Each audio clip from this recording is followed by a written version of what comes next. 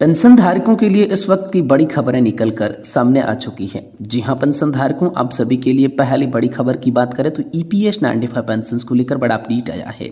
EPS 95 pension भोगियों को 7,500 रुपये पेंशन और फुल मेडिकल कवरेज, साल के आखिर में चमकी आप सभी की किस्मत। तो आखिरकार 7,500 प्लस डीए की पेंशन के साथ साथ आप सभी को फुल मेडिकल कवरेज को लेकर इस साल के लास्ट महीने में किस तरीके से तोहफा मिला है, इसके बारे में दोस्तों आज की इस वीडियो के अंदर संपूर्ण रूप से जानकारी आप सभी को दी जाएगी।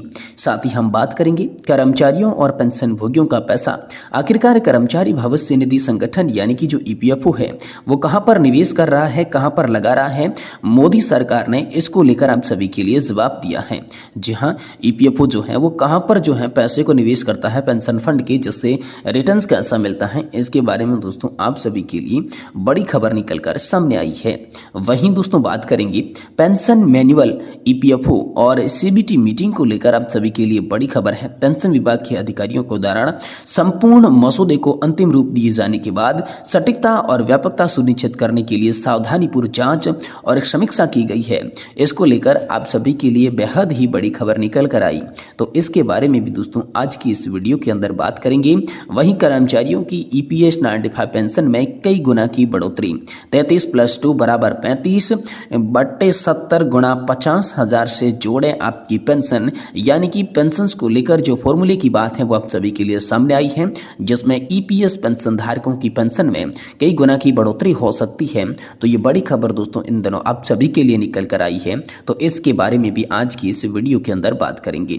यानी कि पेंशन धारकों से जुड़ी तमाम बड़ी खबरों की चर्चा इस वीडियो के अंदर करेंगे, इसलिए आपसे निवेदन है कि दोस्तों आज की इस वीडियो को आप लास्ट तक देखिएगा और साथ ही हमारे चैनल पर नए हैं तो चैनल को जरूर सब्सक्राइब कर लें। जी हां, सबसे पहली बड़ी खबर की बात करें तो ईपीएस 95 पेंशन भोगियों को 7,500 रुपए और फुल मेडिकल कवरेज, साल के आखिरी में चमकी पेंशन धारकों की किस्मत, इसको लेकर संपूर्ण जानकारी दे रही हैं। जहां दोस्तों केंद्रीय कर्मचारियों के लिए यूपीएस की घोषणा के बाद निजी क्षेत्र की कंपनियों में काम करने वाले कर्मचारियों के लिए पेंशन योजना के तहत दी जाने वाली पेंशन में सुधार की मांग ने जोर पकड़ लिया है। यूपीएस के तहत कर्मचारियों को न्यूनतम 10,000 रुपये प्रतिमाह पेंशन की व्यवस्था की गई है। अगर वे 25 साल की सेवा पूरी करने के बाद सेवानिवृत्त होती हैं तो उन्हें मूल वेतन का 50% पेंशन के रूप में मिलेगा। वहीं निजी क्षेत्र में काम करने वाले कर्मचारियों के लिए फिलहाल कर्मचारी पेंशन योजना 1995 के तहत औसतन 1,450 रुपये की मासिक पेंशन मिलती है, लेकिन यूपीएस की घोषणा के बाद निजी क्षेत्र के कर्मचारी इसे बढ़ाकर 7,500 रुपये मासिक ईपीएस पेंशन करने की मांग कर रहे हैं। हाल ही में पेंशन भोगियों के संगठन कर्मचारी पेंशन योजना राष्ट्रीय आंदोलन समिति के एक प्रतिनिधि मंडल ने नई दिल्ली में केंद्रीय वित्त मंत्री निर्मला सीतारमण से मुलाकात की और ईपीएस 95 पेंशन में न्यूनतम पेंशन बढ़ाकर 7,500 रुपये प्रतिमाह करने की मांग की। सीतारमण ने प्रतिनिधि मंडल के सदस्यों को आश्वासन दिया कि उनकी मांगों को लेकर वह गंभीर है और निजी क्षेत्र के कर्मचारियों के हितों के लिए उचित कदम उठाएगी। सीतारमण ने कर्मचारी पेंशन योजना के प्रस्ताव पर गंभीरता से विचार करने का भी आश्वासन एनएससी प्रतिनिधि मंडल को दिया। वहीं दोस्तों अब ईपीएस 95 राष्ट्रीय आंदोलन समिति यानी कि एनएससी में करीब 78 लाख सेवानिवृत्त पेंशन भोगी और औद्योगिक क्षेत्र के 7.5 करोड़ कर्मचारी शामिल हैं। एनएससी ने एक बयान में कहा कि प्रतिनिधि मंडल को आश्वासन देते हुए वित्त मंत्री निर्मला सीतारमण ने कहा है कि सरकार ईपीएफओ द्वारा सुझाए गए प्रस्ताव पर गंभीरता से विचार कर रही है। उन्हें आश्वासन दिया गया है कि सरकारी कर्मचारी पेंशन योजना से पेंशन भोगियों की वित्तीय सुरक्षा सुनिश्चित करने के लिए प्रतिबद्ध है और इसका समाधान जल्द ही आप सभी के लिए निकाला जाएगा। वहीं दोस्तों ईपीएस पेंशन भोगियों को 7,500 रुपए की पेंशन की बात करें तो आप सभी को बता दें कि अगस्त की शुरुआत में ही ईपीएस 95 पेंशन एनएससी के प्रतिनिधियों ने केंद्रीय श्रम और रोजगार मंत्री मनसुख मांडविया से मुलाकात की थी। मांडविया ने आश्वासन दिया था कि सरकार उनकी मांगों को पूरा करने के लिए जरूरी कदम उठाएगी। अगर सरकार समिति की मांगों को पूरा करती है तो कर्मचारी पेंशन योजना से जुड़े कई करोड़ों लोगों को इसका फायदा होगा। वहीं पेंशन भोगियों के लिए पूर्ण चिकित्सा कवरेज की मांग को लेकर भी बड़ी खबर आ रही है।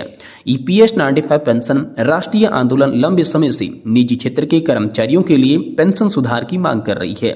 इसे लेकर समिति के सदस्य विरोध भी कर चुकी हैं। पेंशन सुधारों के अलावा समिति की मांग है कि ईपीएस 95 सदस्य और उनकी पत्नियों को पूर्ण चिकित्सा कवरेज भी प्रदान किया जाना चाहिए। समिति के अध्यक्ष अशोक राउत का कहना है कि कर्मचारी पेंशन योजना 1995 के पिछले 8 सालों में न्यूनतम पेंशन वृद्धि की मांग वो कर रही है, लेकिन सरकार उनकी मांगों पर जो है वो ध्यान नहीं दे रही है।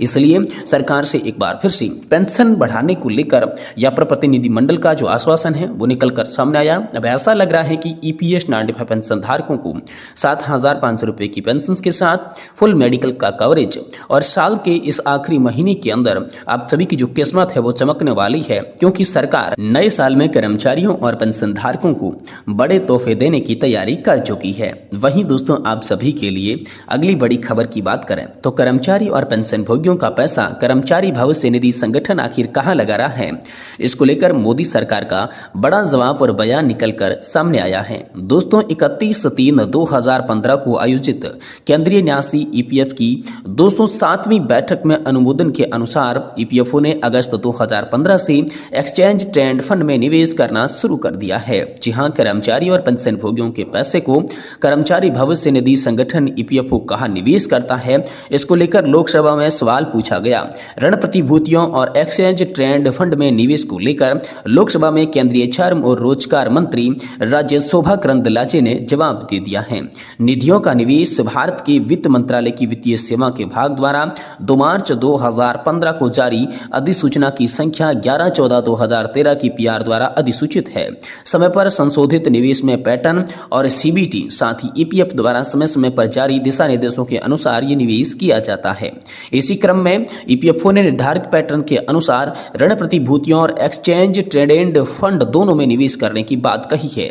31/3/2015 को आयोजित केंद्रीय न्यासी बोर्ड की 207वीं बैठक में अगस्त 2015 से एक्सचेंज ट्रेंड फंड में निवेश करना शुरू कर दिया है। ईपीएफओ द्वारा प्रबंधित विधियों में यहाँ पर कुल जो कोष बताया जा रहा है वो दोस्तों ईपीएफ निवेश जो है 2,34,921 बताया जा रहा है, जो कि आप सभी के लिए ऋण निवेश भी बताया जा रहा है। ईपीएफओ नियमित रूप से एक्सचेंज ट्रेंड फंड यानी कि ईटीएफ के माध्यम से इक्विटी बाजारों में निवेश करता है, जो बीएसएस, एसएक्सेंस और एनसी निफ्टी 50 सूचकांक की नकल करती हैं। इसके अलावा ईपीएफओ ने कंपनियों में विशेष रूप से भारत सरकार की शेयरधारता के विनिवेश के लिए भी बनाया गया ईटीएफ यानी कि भारत 22 को सीपीएससी सूचकांक में ट्रैक करने वाले ईटीएफ में भी समय समय पर निवेश किया है।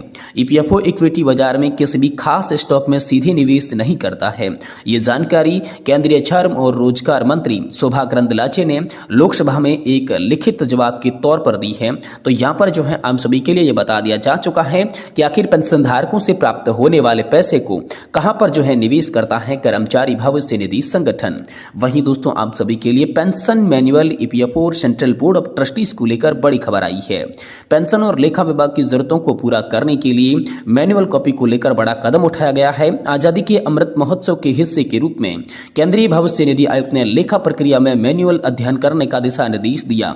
उसके अनुसार पेंशन मैनुअल को संशोधित करने के उद्देश्य से एक समिति का गठन किया गया, ताकि यह सुनिश्चित किया जा सके कि ये पेंशन और लेखा विभाग की जरूरतों को पूरा करने वाली वर्तमान परिचालन प्रक्रियाओं के साथ संरक्षित हो सके। संशोधित मसौदा मैनुअल में कई चरणों में संशोधित और गहन जांच की गई। इसे मौजूद कार्य प्रवाह को ध्यान में रखते हुए उपयोगकर्ता के अनुकूल भाषा में भी तैयार किया गया है। साथ ही दोस्तों पेंशन विभागों के अधिकारियों द्वारा संपूर्ण मसौदे को अंतिम रूप दिए जाने के बाद सटीकता और व्यापकता सुनिश्चित करने के लिए सावधानीपूर्ण जांच और इसकी समीक्षा की गई है।